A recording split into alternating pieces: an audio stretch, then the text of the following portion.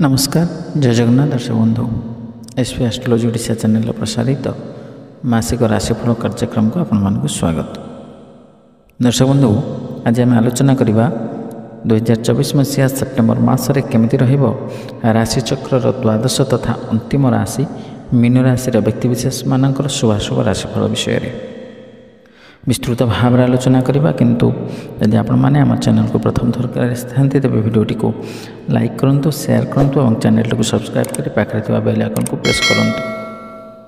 ताल चलन दर्शक बंधु आरंभ करवा आज आलोचना चक्र सेप्टेम्बर मासरे केमिति रहिबो मीन राशि व्यक्तिविशेष मानकर शुभाशुभ भाग्यफल विषय। ए मीन राशि जार अधिपति ग्रह होउचंती बृहस्पति। मीन राशि शुभवार रविवार सोमवार गुरुवार घातवार शुक्रवार। शुभ संख्या 7, 3, 9। शुभ रंग हलदिया धला नाली। यही मीन राशि व्यक्तिविशेष मानकर स्वभाव विषय जदि आम आलोचना करवा तेज से धनी मानी और विनीत स्वभाव होता से भोगी हुष्टमना पितृमातृ देवता गुरुंक ठारे भक्ति रखुवा व्यक्ति से व्यक्ति उदार रूपवान उत्तम गंधमाल्य आदि भूषण युक्त होता। मीन राशि व्यक्तिविशेष मानी ए मासर ग्रह स्थिति अनुसार आम यह ही विचार करिपरिबा मीन राशि लोकंक ए मासटी उत्थान पतन रे परिपूर्ण हेबो। मास सारा आपणक राशि राहु महाराजंकर उपस्थिति हेतु आपण ठीक एवं भूल चिन्हट करिबारे असुविधार सम्मुखीन होई पारंती। एही कारणरू आपण निजर सांग मानक पई खराब होई पारंती। तेणु निजर वक्तव्य उपरे नियंत्रण रखंतु एवं आपण जहा कहउचंती ताहा निश्चित भाव में अनुसरण करंतु। काहाकू मिथ्या प्रतिश्रुति देबा ठारू दूरे रुहंतु। क्यारियर क्षेत्र रे एही मास भल हेबो। आपणक सहित कार्य करुवा सहकर्मी मानक द्वारा आपण उपकृत हेबे। व्यवसाय उत्थान पतन मध्य लाभर संभावना रहिबो। पारिवारिक संपर्क रे तिक्तता सत्वे परिस्थिति रे संयमता रहिबो एवं पारस्परिक समन्वय बढ़िबो। प्रेम संबंधी विषय गुड़िक आपण भाग्यवान हेबे। मासर आरंभ बहुत भल हेबो। विवाहित व्यक्ति विषय कथबार्ता करिले संपर्क रे प्रीति लाभ बा भल पाइबा थाई मध्य पारस्परिक बुझावनार अभाव होई पारे, जेउथिपाई पारस्परिक द्वंद्व वृद्धि हेबार परिस्थिति सृष्टि होउछि। आपनको एथिप्रति ध्यान देबाक पड़िबो, नचेत संपर्क भांगिबार परिस्थिति मध्य आसी पारे। छात्र छात्री मानक पई मासटी भल हेबो।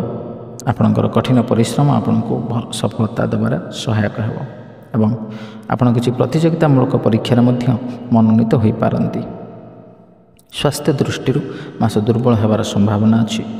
आपनको सतर्कता अवलंबन करबाक पड़िबो, नचेत आपणक स्वास्थ्य खराब होई पारे।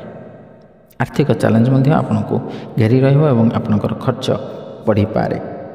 दर्शक बंधु जो बृहस्पति एवं शनि दुईटी मुख्य ग्रह जे कि अधिकांश मात्रा रे सहायक होती राशिफल विचार करिबारे, से दुईटी ग्रह विषय जदि आम आलोचना करवा तेज बृहस्पति होउछन्ती आपनक राशि पे वर्तमान तृतीयस्थ।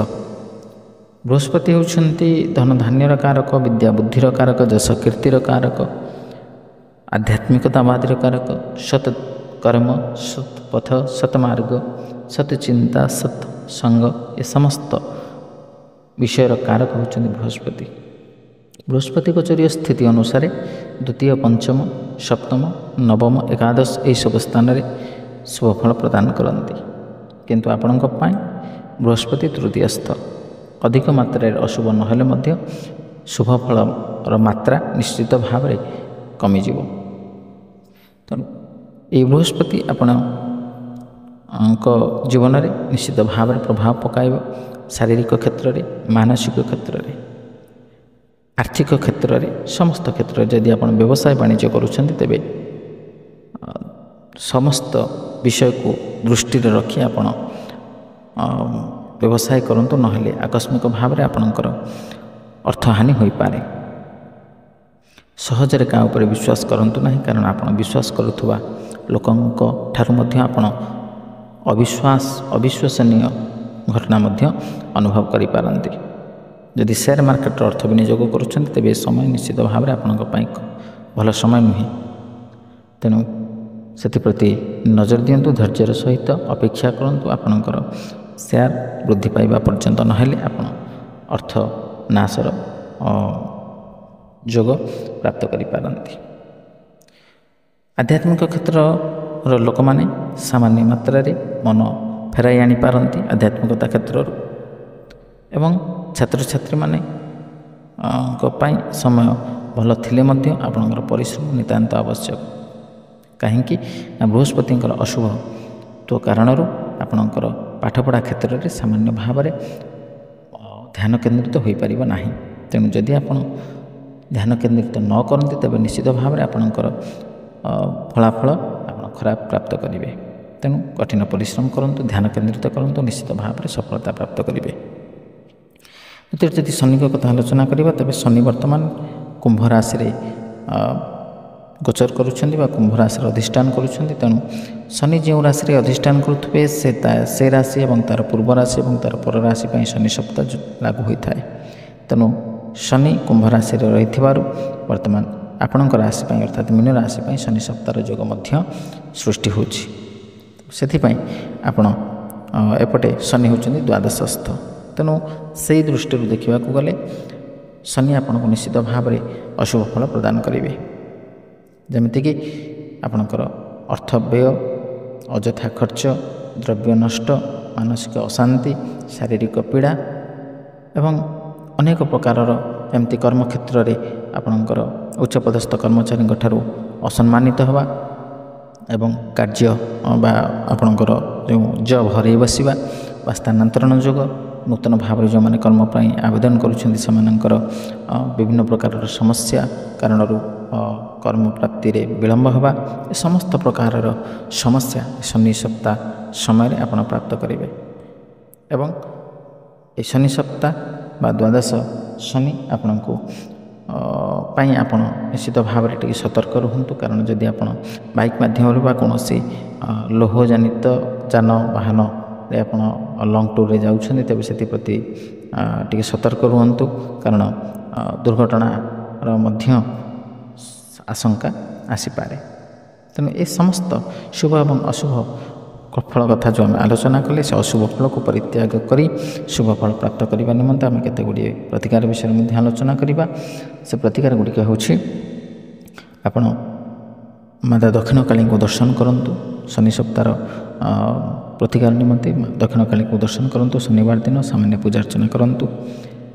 ଓମ୍ ଶଂ ଶନିଶ୍ଚରାୟ ନମଃ ଏହି ମନ୍ତ୍ରକୁ ଆପଣ ସ୍ନାନ ପରେ ଜପ କରନ୍ତୁ। କିମ୍ବା ସବୁଠାରୁ ଭଲ ପ୍ରତିକାର ହେଉଛି ଆପଣ ପ୍ରତିଦିନ ସ୍ନାନ ପରେ ସକାଳେ ଏବଂ ସନ୍ଧ୍ୟାରେ ହନୁମାନ ଚାଳିଶା ପାଠ କରନ୍ତୁ କିମ୍ବା ବଜରଙ୍ଗ ବାଣ ପାଠ କରନ୍ତୁ। କିମ୍ବା ଆପଣ ଯଦି ଆପଣଙ୍କ ସଙ୍କଟ କିଛି ଆସୁଛି, ତେବେ ଶ୍ରୀ କାଳଭୈରବଙ୍କ ଅଷ୍ଟକ ପାଠ କରନ୍ତୁ। ଏବଂ ବୃହସ୍ପତିଙ୍କ ପାଇଁ ଆପଣ ବିଷ୍ଣୁ ସହସ୍ରନାମ ପ୍ରତିଦିନ ପାଠ କରିପାରିବେ କିମ୍ବା ନାରାୟଣଙ୍କୁ ଦର୍ଶନ କରନ୍ତୁ। ଏ ସମସ୍ତ ପ୍ରତିକାର କରିବା ଦ୍ୱାରା ଆପଣ ନିଶ୍ଚିତ ଭାବରେ ଆପଣଙ୍କର ସମସ୍ୟାର ସମାଧାନ କରିପାରିବେ। ତ ଦର୍ଶକ ବନ୍ଧୁ, ଆଶା କରି ଭିଡ଼ିଓଟି ଭଲ ଲାଗିଥିବ। ଯଦି ଭଲ ଲାଗିଛି ତେବେ ଆପଣ ଭିଡ଼ିଓଟିକୁ ଲାଇକ୍ କରନ୍ତୁ, ସେୟାର କରନ୍ତୁ ଏବଂ ଆପଣଙ୍କର ସୁଚିନ୍ତିତ ମତାମତ ଦେବାକୁ ଜମା ଭୁଲନ୍ତୁନି। ଆଜି ପାଇଁ ବିଦାୟ ଦିଅନ୍ତୁ। ରହିଲି, ନମସ୍କାର, ଜୟ ଜଗନ୍ନାଥ।